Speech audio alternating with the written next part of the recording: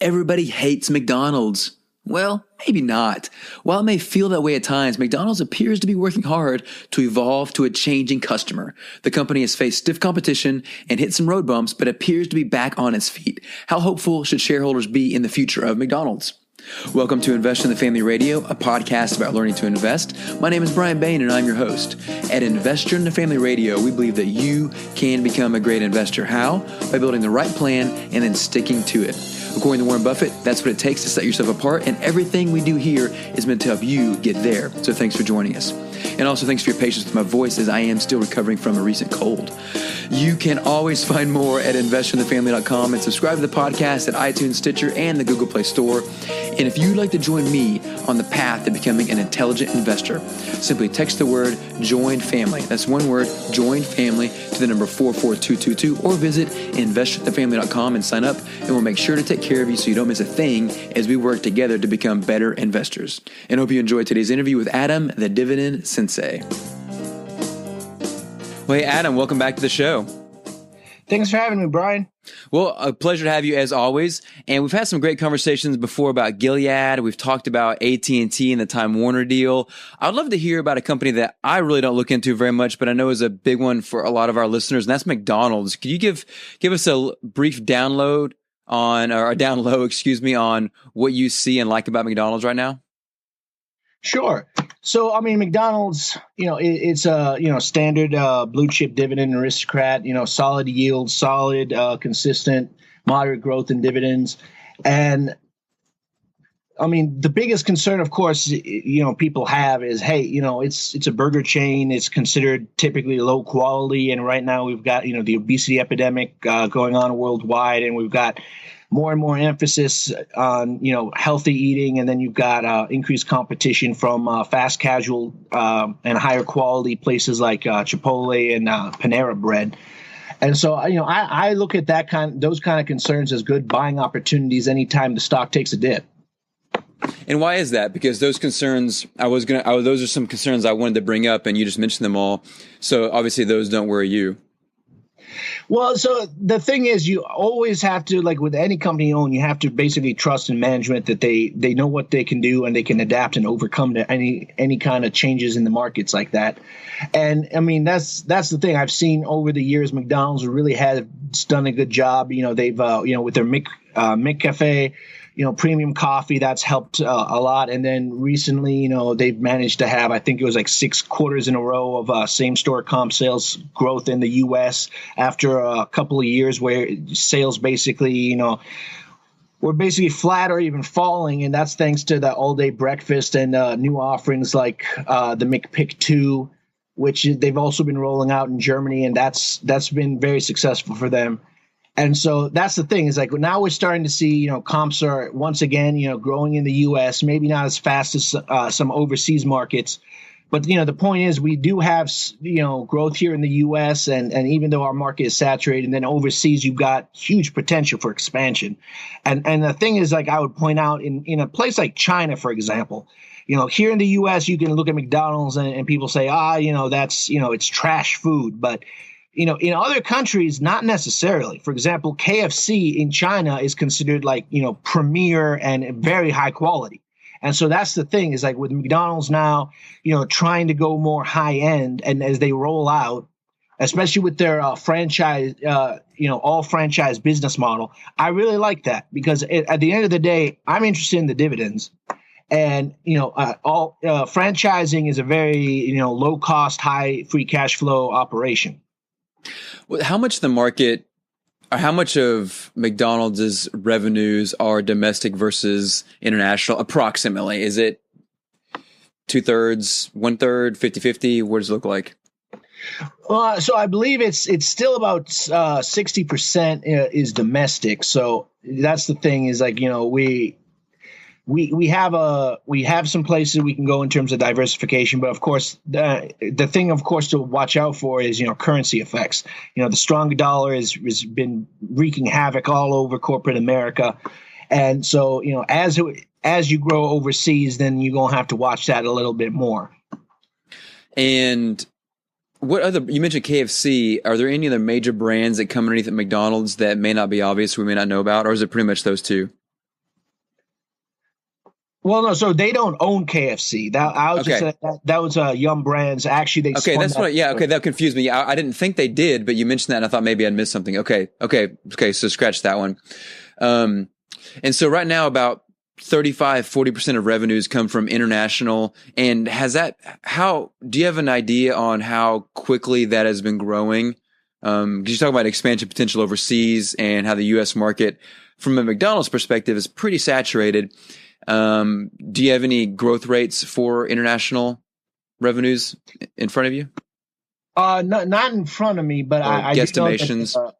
that same store sales have been growing. About in Europe, it's been more along the lines of 4%, and then it's about Japan's been highly successful, and then essentially, ironically enough, in China we've been struggling a bit. It's kind of pretty much flat to -2% in the last year. The issue, of course, is anytime you expand, it's regional tastes, and so that's the thing. You really have to come across the right menu options that the people actually like, and so that's been something that McDonald's has historically struggled with, because when here in the U.S. they've just kind of done a more homogenous menu, and the focus has always been on, let's streamline the supply chain, make it as efficient as possible, keep costs as low as possible so we can maximize that margin on low cost to the consumer. And so essentially that's what management's so excited about their new use of technology, is that things like Experience of the Future, where you order things on a tablet and you can personalize things more. It's a way of expanding the menu, but doing it smartly, because in the past they had a bit of a conflict with their franchisees, in that corporate will come up with this grand idea like, oh, we're gonna have new Angus burgers, it's gonna be great, people are gonna love it. And the problem is, it's like, yes, well, as the franchise operator, I have to pay for all this, and now I've got new menu items, and now I've got to train my staff to be able to sell that. And then, of course, sometimes it causes service to slow down, and now you got longer lines and lost sales and angry customers, and you got the operator dealing with that. And meanwhile, management's like, okay, new plan. Now we're going with premium coffee, and we're going to dump this, and we're going to try this, and so that's the thing. It's like, now essentially, the new CEO Easterbrook, he's doing better at working with franchise operators, where it's kind of like, at least it's more sensical, and we're trying to use technology to make it as optimal as possible, so that they can see the benefits as well, and that they end up making a higher profit as well as the company. The idea of regional taste and nuanced menus is really interesting, because my impression is that as McDonald's has expanded internationally, or originally or historically, that has been seen internationally as, hey, here's a chance to get a taste of America, or or a version of America, you could say. And so somewhere like China, the draw to coming to McDonald's is, again, a quote unquote taste of America. But I'm wondering, as globalization cools, I'll say, and a lot more countries are regionally looking more inward, and the idea of more nationalization type ideas and movements and national pride and things. I'm wondering if that's not a little bit of what's behind that. Okay, that's fine, that's from America, but I don't care about America. I want good food. And so McDonald's having to adapt regionally, and it'll be interesting to see how much that does end up impacting their growth internationally, or whether they'll be able to ride the wave of American popularity going forward.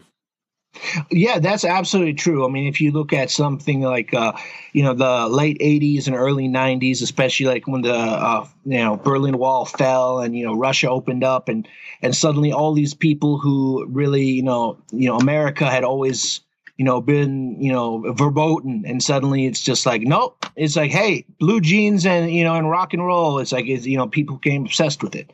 And it's kind of the same thing as China's opened up. A lot of people, like you said, they wanted a taste of America, but then, now it's just become that tastes evolve over time naturally. Mm-hmm. And so it's like McDonald's, they've been successful in terms of, like, when you expand, for example, Just as one example, in India, of course, where, like cows are sacred and, you can't eat beef. Well, it's, that's the thing. McDonald's has got very good at selling chicken burgers. And so that's the thing is essentially with the experience of tomorrow is supposed to be is that, we can, by allowing you to personalize, we can have, like a core menu that's nationwide. And then as people, just, use those tablets to personalize orders and see what they want, the company can really see, okay, what's the highest margin foods and what's the smartest way that we can give people what they want and offer as broad a menu as we logically can while still keeping the supply chain tight. And sorry, go ahead. Oh, no, that was it. Well, tell me more. Okay, this experience of tomorrow idea, is that, I guess that's just in the US right now. And is it any more than, is it simply just that people can use like an iPad and order on their own? Is that basically the gist of it? Oh, no. It's actually not really in the US. Okay. They've rolled it out across Europe and Canada. And it's between 1/3 and 1/2 of the restaurants in those areas. And they found that it's a huge hit with customers. Because that's the thing is like if you've ever ordered and said, you don't want onions and instead they heard extra onions and then, they get your order wrong and that can cause some frustration. So that's the thing is like the quality of the service has gone up. The time to get your food has gone down and, people really love it. And so that's the thing. Same store sales have been stronger where they've done that. And so management is saying they want to bring that to the U.S. and see how whether or not it can keep our comps going up. Awesome. Yeah, it's funny that the idea, the title, "The Experience of Tomorrow," makes me think of something from like Epcot Center and Disneyland, not a tablet ordering at McDonald's. It's funny. So it sounds to me that your overall view of McDonald's is that, hey, this company's been around a long time and it's been a solid company for a long time. They've had a good dividend for a long time. And like any company, there's going to be cultural shifts here and there. But ultimately, the issue is, do you or do you not trust McDonald's management to be able to recognize cultural shifts and adapt to them? And in your experience and observation, you feel like McDonald's management has been doing just that, and you see any notable dips as buying opportunities for a great company? Yes, absolutely. Awesome. Well, hey, Adam, thanks so much for joining us today. Thank you for having me on, Brian. Well, hope you enjoyed the interview today with Adam, the Dividend Sensei. Remember, you can get full show notes with links and other details at investorinthefamily.com. And don't forget to subscribe to the show at iTunes, Stitcher, or the Google Play Store. And if you want to if you want to join me on the journey to becoming an intelligent investor, simply text the word "join family." That's one word, "join family," to the number 44222, or visit investorinthefamily.com and sign up. And we'll make sure to take care of you. This is Brian, and thanks for joining the family. The information and opinions contained on this podcast are for educational purposes only. The information does not consider the economic status or risk profile of any specific person. The information and opinions expressed should not be construed as investment trading advice and does not constitute an offer or an invitation to make an offer to buy and sell securities.